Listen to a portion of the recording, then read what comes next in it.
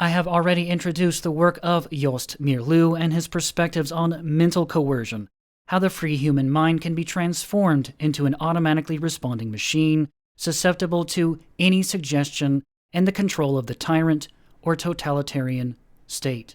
But to turn directly to the question of loyalty, Meerloo offers Chapter 14, the turncoat in each of us, the confusing influence of the problem of treason and loyalty. Again, I came to the question of loyalty by exploring the supposed loneliness epidemic, encountering as I did two sets of authors directly and indirectly associated with the mental health industry who suggest that the lonely individual should deal with their problems on their own in potential continued isolation out of a sense of loyalty to the group. Never mind that it is a social problem. Deal with it by yourself. Your problems might upset group cohesion or inconvenience others. This was the implicit and explicit message. And as a quick note, I refer to loneliness as a supposed epidemic out of protest with the use of the word epidemic and its medical connotations to address the issue, just as I consistently protest the medical model of mental illness. Chapter 14, pages 232 through 255. Again, I am only presenting snippets and fragments, but I believe the approach works because Meerloo often reiterates the same points. As soon as treason is mentioned, something in man's soul is stirred. Anger and scorn, suspicion and anxiety are aroused, and people want to avoid the subject. The social reaction toward a traitor, even before we are certain that the accusation is deserved, is very spectacular. Understanding that this book was also written during the height of the Cold War is also important here. Before looking into the subject further, let us make an inquiry into the meaning of the word treason. It is, after all, used in a confusing variety of senses. In the first place, it has a purely emotional, individual meaning related to feelings of deprivation and injustice. Lack of solidarity with the family or clan, with the in-group, not conforming to its rituals and taboos has often been interpreted by the group as treason through dissent. In this sense, the word implies a primitive moral evaluation. Disgust and contempt are associated with it. Treason indicates something deeply emotional, something taboo, something different or strange, like an allegiance to an alien ideology, a breach of traditions, or the simple fact of being a foreigner. Rejections of the norms and rules of the community, being one's own judge of morality and ethics, is often considered treasonable. Utter rejection of the traditions of one's fatherland is an extreme. Often simple nonconformity may be considered treasonable too. Indeed, in totalitaria, as the author describes elsewhere, page 106, the Leviathan state is the home of the political system we call, euphemistically, totalitarianism, of which systemized tyranny is a part. In totalitaria, nonconformity and dissent are the most serious crimes against the system, and totalitarian minds have a tendency to look upon even honest mistakes or differences of opinion as deliberate treachery.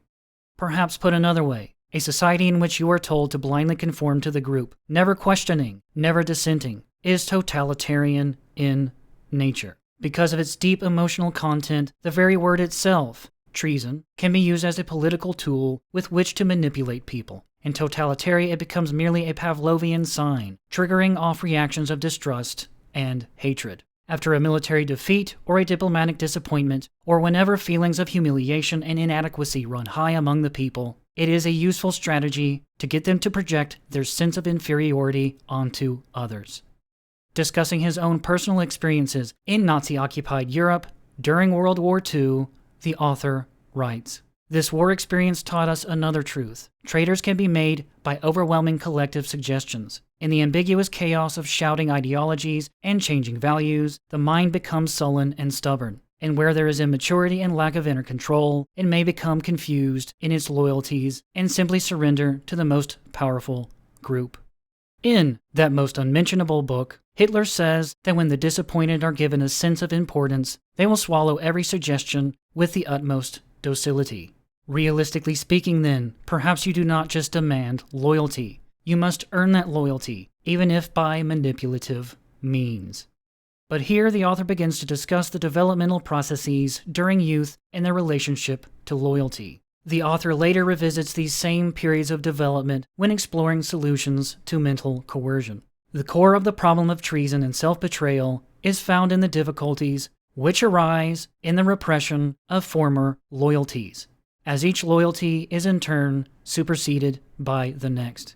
Many people experience deep confusion in adolescence when, for the first time, they must leave the safe emotional protection of their homes and create new loyalties and new moral standards for themselves. It is in this period that the critical faculties are developed. In doubting the traditional truths passed on by his parents, each adolescent might be called a traitor, yet he is actually being true to the self he is shaping. Notice the language here. The adolescent is not being true to himself, but to the self he is shaping. There is a major difference here. During the crisis of adolescence, with its increased feelings of yearning for some unknown happiness, many young people want to betray their parental home and their parents' standards. At the same time, they do not want to give up the protection the home offers. The youth may retain from the conflict of inner growth a sense of loneliness and guilt. If he puts it to protective use, he may become what might be called a creative revolutionary. The trailblazer, whose own inner forces drive him on to break with tradition, is such a man. Indeed, many of mankind's great moral and spiritual leaders have been of this type. They have been leaders precisely because they broke either with rigid remnants of the past or with the ossified or immoral elements of the present. What can be done in general to combat treason, disloyalty, and self-betrayal? In the first place, the child's normal defensive attitude toward authority and his need to break away from it should be watched with favorable vigilance at all times on the part of parents and educators. It is all too easy to force a child into denial of the self. Many times, later disloyalty is a reaction to the faulty handling of the problems of childhood. Most traitors are made, not born. Nevertheless, the seeds of treason lie in each of us and may be fortified by environmental influences. In a totalitarian world, for example, everybody is educated in self-denial and self-betrayal. When a person becomes a nonconformist, the label traitor will be attached to him. In a world stifled by dogma and tradition, every form of original thinking may be called sedition and treason. Here the author turns to a discussion of loyalty oaths, striking at some of the key points I wanted to explore. True loyalty is not a static thing, as we have already seen. It grows and develops with personality. It has to be rediscovered and re-experienced every day, since it is, essentially, as a result of an inner battle of contending values that man finds his own particular values and loyalties. When a man is compelled to swear to his loyalty, even though he feels it already deeply within him, the compulsion from outside means that he must lay aside his personal right to weigh values and take counsel with his honest principles. It does not matter whether or not the oath is an expression of his true feelings. The element of enforcement that lies behind it has a psychologically weakening effect on the man who takes it.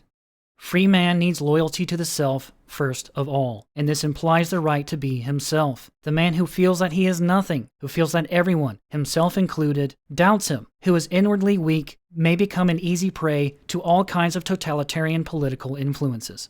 Loyalty hunts and loyalty oaths may provoke disloyalty to one's personal integrity and to personal freedom, since they create suspicion in ourselves and in others. Freedom is kept upright by the very presence of opposition, even at the risk of nonconformism and scattered subversion. Loyalty comes about as a result of mutual confidence. It cannot be created through compulsion. Any compulsion is, by its very nature, one-sided. Loyalty has to be deserved and won daily through mutual interaction and through contact between leaders and citizens. Because it is based on confidence, loyalty is given spontaneously and of free will. True loyalty cannot be bought or demanded.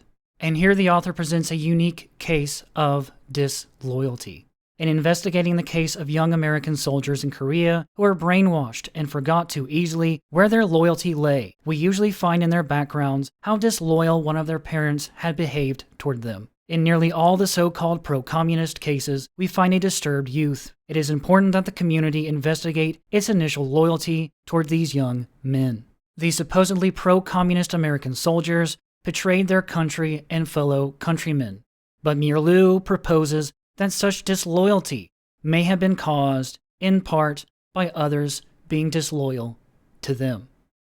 Again, the reason I came to the question of loyalty was through exploring loneliness, and how social isolation is leading millions of Americans to an early grave. To that issue, I encountered two works which together imply that the lonely individual is disloyal to society if he or she does not deal with the problems of their loneliness on their own. Or, of course, go see a mental health industry professional. namely because their defensive behavior might inconvenience others.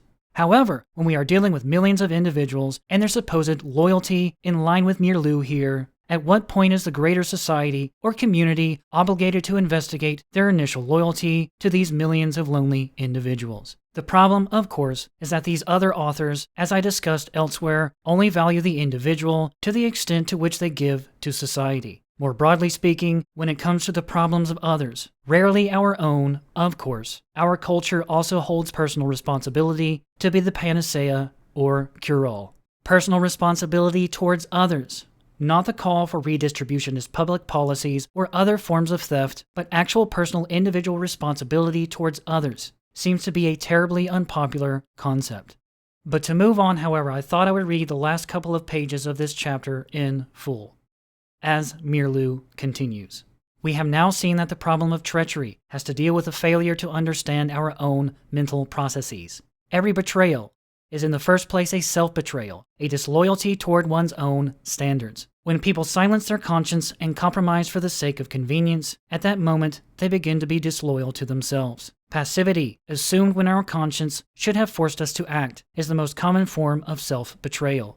Inwardly, a man may be furious because of some injustice he has witnessed, but outwardly he may do nothing about it. This behavior he feels inwardly is treason to the self and is often what makes him so touchy toward other people's flaws. When the pattern of passivity is repeated, the individual continuously piles up more feelings of injustice and grows more and more resentful against society. Evasiveness and skillful dodging of issues of principle, these are among the most dangerous forms of self-betrayal in our time. They are dangerous because they lead unwittingly to the hypocrisy that puts power beyond ethical value.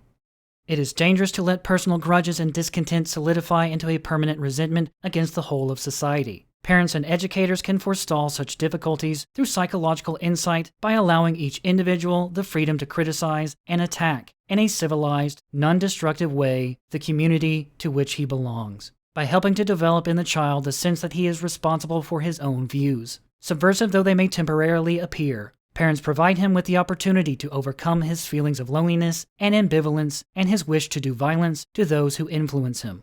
Again, loyalty is a relationship. Loyalty to family, friends, or country has to be deserved. Loyalty is possible only when mutual mental aggression and hostility are allowed and tolerated within the limits of the law. This verbalized, sublimated, and civilized form of aggression presupposes fairness and good sportsmanship. It is the synthesis and conquest of rebellion and subversion. However paradoxical it may sound, democracy is founded on the mutual loyalty of politically opposed groups. You cannot doubt the good motives and intentions of your opponent without undermining the basis for cooperation and successful government. It is most undemocratic to impute disloyalty to the opposition party. History shows that only where there is opportunity to confront and integrate opposing ideas can man eradicate that form of psychological imbalance which gradually turns into a disloyalty to oneself and to the community. Fear of subversion and opposition is often fear of ideas, fear of being identified with certain unacceptable ideas, the fear of betrayal of the hidden part of oneself. Fear of treason will exist as long as loyal opposition is a crime. Democracy is nonconformity. It is mutual loyalty, even when we have to attack one another's ideas. Ideas which, because they are always human, are always incomplete. As a reminder, I disapprove of Meerloo always placing the discussion of his book within the framework of this false dichotomy between democracy versus totalitarianism. But many of the points stand. Loyalty is not a one-way street. Loyalty is a complex process of give and take, and ultimately, you cannot expect the individual to be loyal to the greater society if the greater society does not even value the individual. If we want to have a polite society, much less a free society, we do not need individuals who blindly conform to the supposed needs of the group. The individual must be allowed to think for him or herself and question the group and its values. It has been warped into an ugly word, but the reality is, this is individualism. Unfortunately, the word has become too wrapped up in a "you don't need anybody for anything ever, pull yourself up by your bootstraps, just love yourself" context. This is certainly far removed from anything Meerloo writes. Indeed, his discussion of mutual loyalty almost conjures up interdependence. Much else could be said here, but the reality is, we do not value individual thought. We value conformity. As an aspect of that, neither do we value the person as an individual with their own individual needs. If someone needs help, even if it is our own family, friends, or loved ones, our reaction is to say that they should help themselves. If they can't, and it is an issue such as social isolation or loneliness, we tell them they should go see a therapist, yet another type of conformity. If it is more concerning issues, maybe we will advocate that the state tend to the problem with billions of taxpayer dollars. Anything, just as long as we don't have to lift a finger ourselves. And yet we still have the audacity to demand loyalty of such others. But I will leave it off there for now. Next time, picking back up with the final part of Meerloo's book, Part 4, In Search of Defenses. I hope to see you there.